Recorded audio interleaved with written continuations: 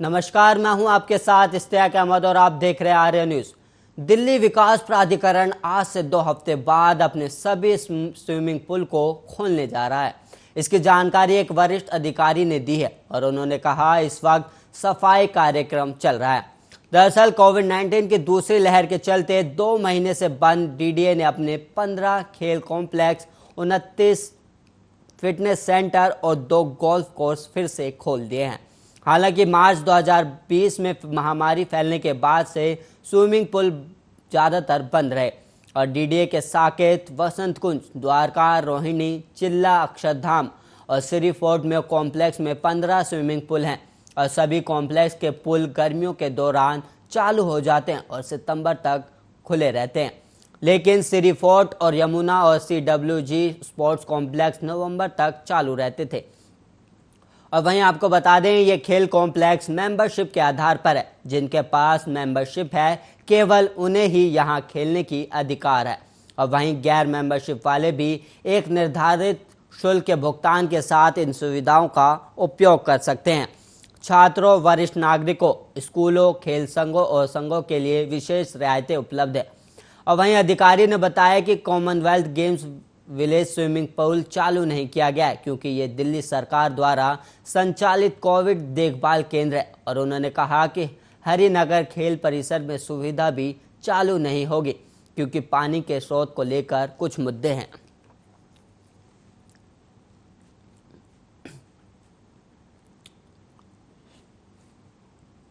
UP के बाराबंकी में भीषण सड़क हादसे में मृतकों की संख्या 18 से अब 20 हो गई है, जबकि कई घायल बताए जा रहे हैं।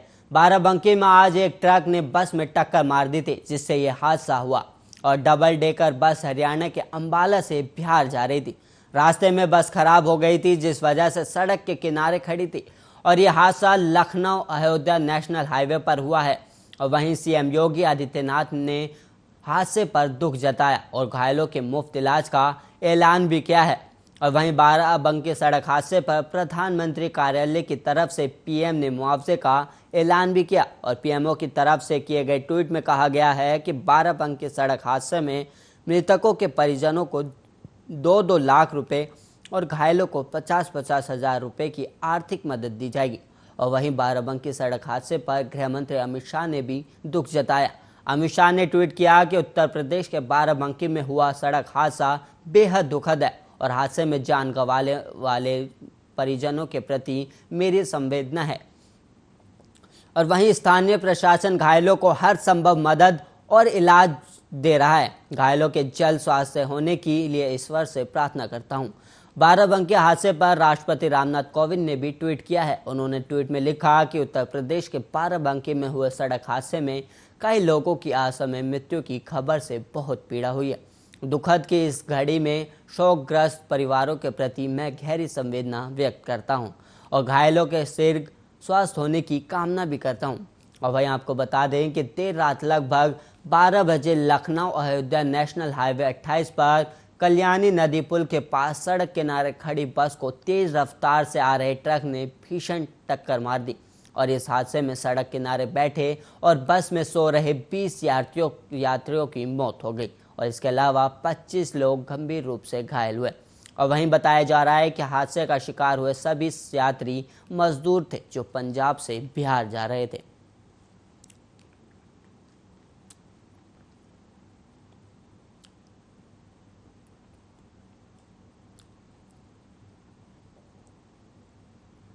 हिमाचल प्रदेश में मूसलाधार बारिश के कारण अचानक आई बाढ़ में कम से कम एक व्यक्ति की मौत हो गई और अन्य 10 लोग लापता हैं। और आपदा प्रबंधन के एक वरिष्ठ बुधवार को ये जानकारी दी है और राज्य आपदा प्रबंधन निदेशक सुदेश कुमार मोखाता ने बताया कि लाहौल स्पीति में बादल फटने से अचानक आई बाढ़ में एक व्यक्ति की मौत हो गई और जबकि 9 लोग लापता हो गए। साथ ही चंबा जिले से एक अन्य व्यक्ति के लापता होने की सूचना भी मिली है और उन्होंने बताया कि मंगलवार रात करीब 8 बजे लाहौल के उदयपुर में बादल फटा और मजदूर के 2 तंबू और एक निजी जेसीबी पानी में बह गई और जम्मू कश्मीर निवासी 19 वर्षीय श्रमिक मोहम्मद अल्ताफ घायल हो गया और अल्ताफ को नज़दीकी अस्पताल ले जाया गया। और वहीं अधिकारी ने बताया कि राज्य पुलिस और भारत तिब्बत सीमा पुलिस के दलों को लापता लोगों की तलाश के लिए भेजा गया है, लेकिन पानी के तेज बहाव ने मंगलवार रात तलाश अभियान को बाधित किया और उन्होंने बताया कि तलाश अभियान बुधवार सुबह फिर से शुरू किया गया। और उन्होंने बताया कि चंबा में भारी बारिश के कारण अचानक आई बाढ़ में चंबा पठानकोट मार्ग पर चानोड तहसील में एक जेसीबी हेल्पर बह गया और पुलिस और दमकल के दल तलाश अभियान चला रहे हैं।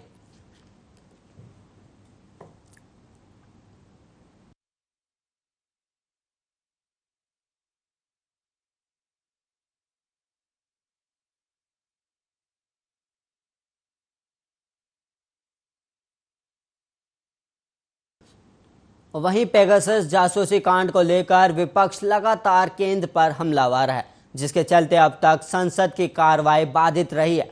और वहीं आज सत्र की कार्रवाई शुरू होने से पहले कई विपक्षी दलों के नेता ने एक मीटिंग की। विपक्षी नेताओं ने सरकार को घेरने की आगे की रणनीति पर चर्चा की है और इस मीटिंग में राहुल गांधी भी मौजूद रहे। कांग्रेस के अलावा शिवसेना, सीपीआई, सीपीएम, राष्ट्रीय जनता दल और आम आदमी पार्टी और तमिलनाडु की डीएमके के नेता भी शामिल हुए। और वहीं कांग्रेस नेता मल्लिकार्जुन खड़गे ने कहा, हम चाहते हैं कि सदन चले और वहां पेगासस मामले पर चर्चा हो। पेगासस मामले की जांच कई देशों में हो रही है, तो बीजेपी इसकी जांच अपने देश में क्यों नहीं कर रही? प्रधानमंत्री नरेंद्र मोदी और अमित शाह को इसकी जांच करवानी चाहिए। लोकसभा में कार्य स्थगन का नोटिस देंगे। राहुल और विपक्षी नेता कांग्रेस के पूर्व अध्यक्ष राहुल गांधी और कई अन्य विपक्षी नेता पेगासस जासूसी मामले को लेकर बुधवार को लोकसभा में कार्य स्थगन का प्रस्ताव नोटिस देंगे। और वहीं कांग्रेस और कई अन्य विपक्षी दलों के नेताओं की मंगलवार को हुई बैठक में ये फैसला किया था। संसद भवन में मंगलवार को हुई बैठक में राहुल गांधी, लोकसभा में कांग्रेस के नेता अधीर रंजन चौधरी, शिवसेना के अरविंद सावंत, डीएमके नेता टीआर बालू और कनिमोई, राष्ट्रवादी कांग्रेस पार्टी की सुप्रिया सुले, बीएसपी के रितेश पांडे और माकपा के एएम आरिफ और एस वेंकटेशन, नेशनल कॉन्फ्रेंस के हसनैन मसूदी, आईयूएमएल के ईटी मोहम्मद बशीर और आरएसपी के एनके प्रेमचंद शामिल हुए थे।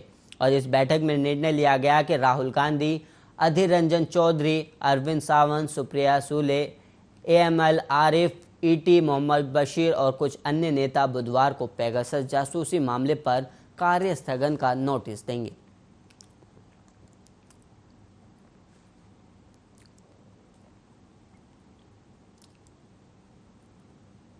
यूपी में 2022 में होने वाले विधानसभा चुनाव को लेकर बीजेपी के यूपी सांसदों की बैठक दिल्ली में 28 और 29 जुलाई को होगी। इसमें राष्ट्रीय अध्यक्ष जेपी नड्डा, मुख्यमंत्री योगी आदित्यनाथ, प्रदेश प्रभारी राधा मोहन सिंह और प्रदेश अध्यक्ष स्वतंत्र देव सिंह और वहीं महामंत्री सुनील बंसल के शामिल होने की संभावना है। 28 और 29 जुलाई को 3 अलग अलग क्षेत्रों की बैठक होगी और बैठक में 2022 में होने वाले विधानसभा चुनाव की तैयारियों और प्रदेश में चल रहे अभियानों की चर्चा होगी। और इसके अलावा संगठनात्मक रूप से इसे कैसे मजबूत किया जाए, इस पर भी चर्चा होने वाली है।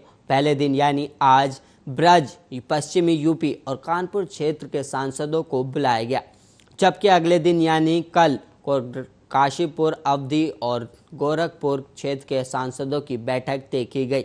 बीजेपी सूत्रों की माने तो सांसदों के साथ बैठक करके उनके क्षेत्रों के विधायकों का फीडबैक लिया जाना है और किस क्षेत्र में विधायक की कैसी पकड़ है, कोरोना संकट के दौरान कौन सा विधायक कितना एक्टिव रहा और किस किस ने अपने बयानों से सरकार की किरकिरी करवाई है। इसके अलावा पंचायत चुनाव में किसने पार्टी विरोधी गतिविधियां की हैं, उनको भी जानकारी ली जाएगी। और बीजेपी सत्ता में आने के लिए कोई कोर कसर बाकी नहीं रखना चाहती। पार्टी इस बार कोई रिस्क नहीं लेना चाहती है। जिसने भी पार्टी विरोधी गतिविधियां अपना रखी है, उनके टिकट पर विचार करने की बात हो रही है और क्षेत्र में काम की लोकप्रियता के आधार पर ही मौका दिए जाने की भी बात सामने आई है। इसके साथ ही पंचायत अध्यक्ष और ब्लॉक प्रमुखों को भी पार्टी अभियानों से जोड़कर उनका भी उपयोग करते हुए गांव और ब्लॉकों में उनके नेटवर्क का लाभ कैसे लिया जाए, इस पर भी चर्चा होनी है। इसके अलावा विपक्षी दलों द्वारा हो रहे जातीय सम्मेलन की काट या उसी तरह अन्य कोई विचार गोष्ठी कराने पर भी निर्णय लिया जा सकता है और इस मीटिंग में लोकसभा और राज्यसभा दोनों ही सदनों के एमपी शामिल होंगे।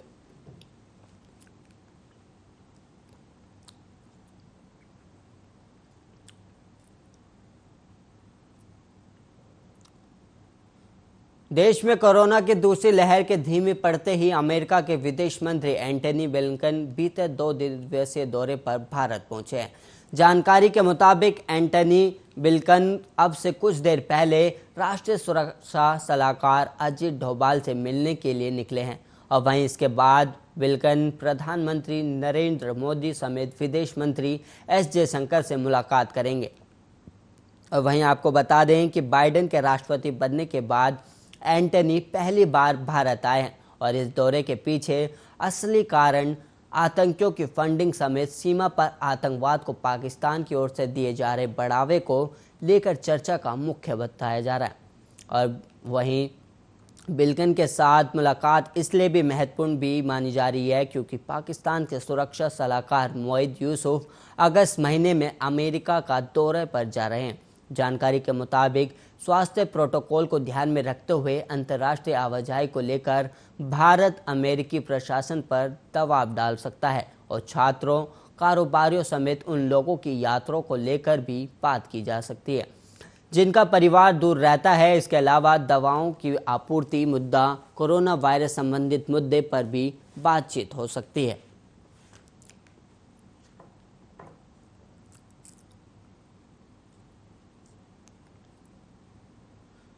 कोरोना का डेल्टा वेरिएंट पहले साल 2022 के अंत में भारत में पहचाना गया था। अब ये वेरिएंट प्रमुख तनाव का कारण बन गया है और कम से कम 111 देशों में फैल गया। कोविड वायरस का डेल्टा वेरिएंट अपने पूर्ववर्ती अल्फा वेरिएंट से 40 से 60% ज़्यादा संक्रामक है और ये अब तक ब्रिटेन, अमेरिका, सिंगापुर जैसे देशों में फैल चुका है।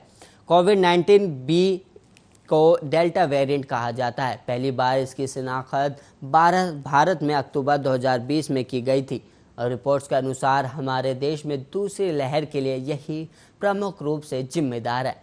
और वहीं आज नए कोविड के 80% मामले इसी वेरिएंट की देन है और यह महाराष्ट्र में उभरा और वहां से घूमता हुआ पश्चिमी राज्यों से होता हुआ उत्तर की ओर बढ़ा, फिर देश के मध्य भाग में और पूर्वोत्तर राज्यों में भी फैल गया।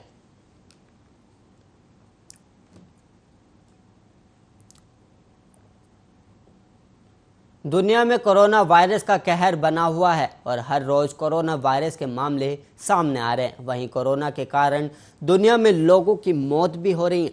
इस बीच कई देशों ने यात्रा पर भी पाबंदियां लगा रखी हैं। इस बीच सऊदी अरब रेड लिस्ट में शामिल देशों में जाने वाले के लिए 3 साल की यात्रा प्रतिबंध लगाने जा रहा है। सऊदी अरब रेड लिस्ट में शामिल देशों की यात्रा करने वाले नागरिकों पर कोरोना वायरस और इसके नए वेरिएंट के प्रसार को रोकने के प्रयासों के तहत 3 साल का यात्रा प्रतिबंध लगाएगा। एक अनाम आंतरिक मंत्रालय के अधिकारी के हवाले से कहा गया कि कुछ सऊदी नागरिक जिन्हें मार्च 2020 के बाद मई में पहली बार अधिकारियों की पूर्व अनुमति के बिना विदेश यात्रा करने की अनुमति दी गई थी, उन्हें यात्रा नियमों का उल्लंघन किया था और अधिकारी ने कहा जो कोई भी इसमें लिप्त होगा वो वापसी पर कानूनी जवाबदेही और भारी दंड के अधीन होंगे और 3 साल के लिए यात्रा पर भी प्रतिबंध लगेगा। और वहीं सऊदी अरब ने अफगानिस्तान, अर्जेंटीना, ब्राज़ील, मिस्र, Ethiopia, Bharat, Indonesia, Lebanon, Pakistan, दक्षिण अफ्रीका, तुर्की, वियतनाम और संयुक्त अरब अमीरात सहित कई देशों में यात्रा पर प्रतिबंध लगाया है। और वहीं अधिकारी ने आगे कहा कि आंतरिक मंत्रालय इस बात पर जोर देता है कि नागरिकों को अभी भी सीधे या किसी अन्य देशों से इन देशों या किसी अन्य देश में यात्रा करने पर प्रतिबंध है जो अभी तक महामारी को नियंत्रित नहीं कर पाया है या जहां नए तनाव फैल गए हैं। और वहीं लगभग 3 करोड़ की आबादी वाले सबसे बड़े खाड़ी राज्य ने मंगलवार को 1389 नए कोरोना केस दर्ज किए गए, जिससे कुल मामले बढ़कर 5,20,774 हो गए और अब तक 8,189 मौतें भी हुई हैं। और इसमें देखने कहा कि दैनिक संक्रमण जून 2020 में 4000 के ऊपर के शिखर से जनवरी की शुरुआत में 100 केस तक नीचे आ गया।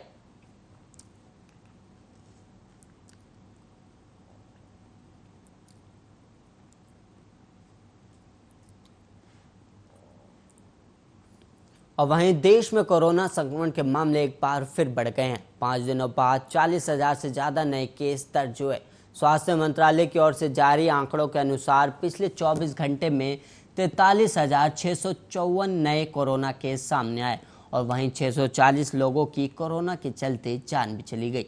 और वहीं पिछले 24 घंटे में 41,668 लोग कोरोना से ठीक भी हुए हैं, यानी कि कल 1,336 एक्टिव केस बढ़ गए। महामारी की शुरुआत से लेकर अब तक 3,14,84,000 लोग संक्रमित हुए। इनमें से 4,22,022 लोगों की मौत भी हो चुकी है। और वहीं अच्छी बात यह है कि 3,06,63,000 लोग ठीक भी हुए।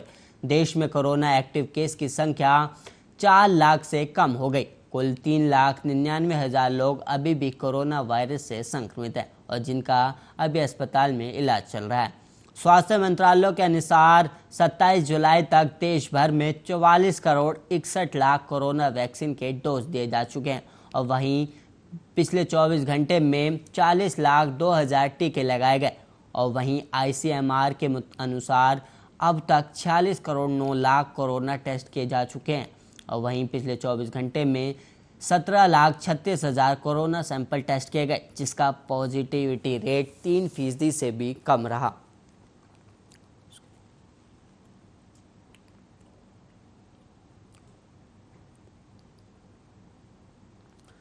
और देश के राजधानी दिल्ली में झमाझम बारिश ने गर्मी से राहत को तो दिला दी, साथ ही मौसम को भी सुहाना बना दिया।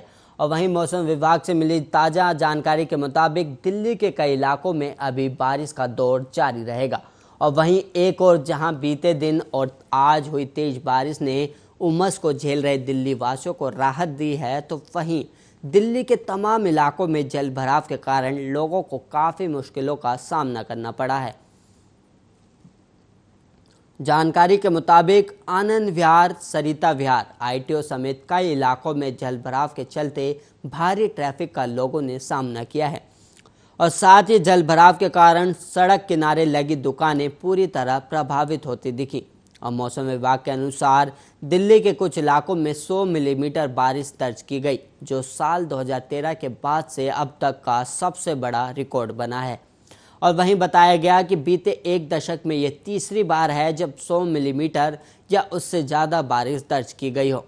और मौसम विभाग ने आज भी तेज़ बारिश का अनुमान लगाया है और विभाग ने तेज़ बारिश के आसार को देखते हुए ऑरेंज अलर्ट भी जारी किया हुआ है।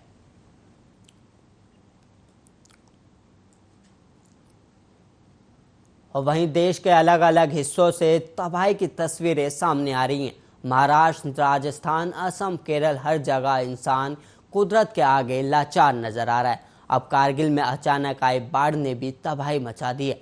इस बाढ़ के बाद लेह का संपर्क देश के बाकी हिस्सों से टूट गया। नेशनल हाईवे 301 अस्थायी रूप से बंद हो गया है। हालांकि किसी के हताहत होने की खबर सामने नहीं आई। और वहीं बताया गया कि यहां तापमान में अचानक वृद्धि भी हुई और पारा 38 डिग्री सेल्सियस के पार पहुंच गया, जिसकी वजह से लद्दाख के कारगिल में नदियों नालों में बहुत सारा पानी आ गया और इस पानी की वजह से संग्रह शंकु में बाढ़ आ गई। और बाढ़ की वजह से संग्रह शंकु घाटी में चल रहे हाइड्रो प्रोजेक्ट को 70% नुकसान पहुंचा और कई घरों को भी इसमें नुकसान पहुंचा है। और वहीं मौसम विभाग ने श्रीनगर समेत पूरे जम्मू कश्मीर में अगले 2 से 3 दिन भारी बारिश की चेतावनी दी है।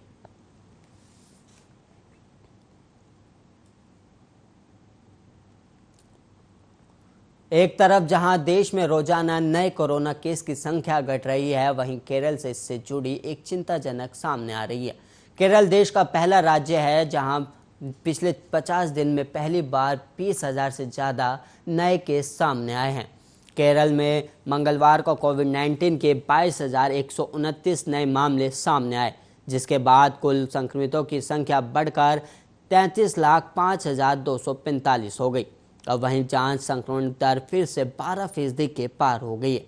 राज्य में पिछले 24 घंटे में 156 मरीजों की मौत के बाद मृतकों की संख्या 16,326 हो गई और वहीं 13,145 मरीजों के संक्रमण मुक्त होने के बाद राज्य में कुल स्वास्थ्य हुए लोगों की संख्या बढ़कर 31,43,043 हो गई और राज्य में कुल 1,45,371 एक्टिव मरीज हैं। राज्य के 5 जिलों में संक्रमण के 2,000 से ज़्यादा मामले सामने आए और वहीं सबसे ज़्यादा 4,037 मामले मलापुरम से सामने आए हैं।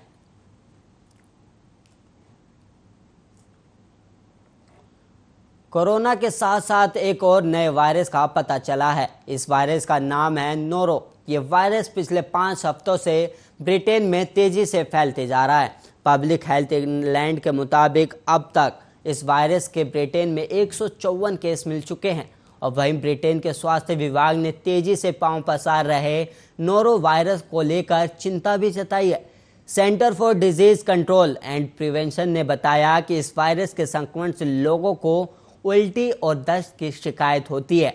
पीएचई ने इसे विंटर वॉमिटिंग बग भी कहा है, लेकिन सीडीसी ने बताया कि इससे संक्रमित व्यक्ति तेजी से बहुत सारे पार्टिकल्स फैलाता है, लेकिन उसमें से कुछ ही दूसरे व्यक्ति को संक्रमित कर पाता है।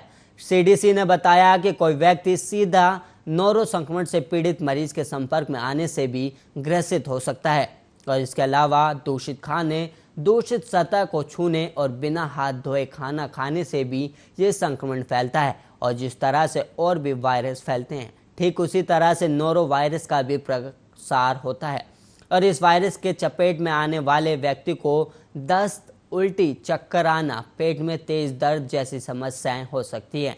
इसके संक्रमण से आंतों और पेटों में सूजन भी हो सकती है और इसके अलावा बुखार, सिर दर्द और बदन दर्द भी इसके लक्षण हैं और इस वायरस से संक्रमित लोगों को 12 से 48 घंटों में इसके लक्षण दिखने लगते हैं।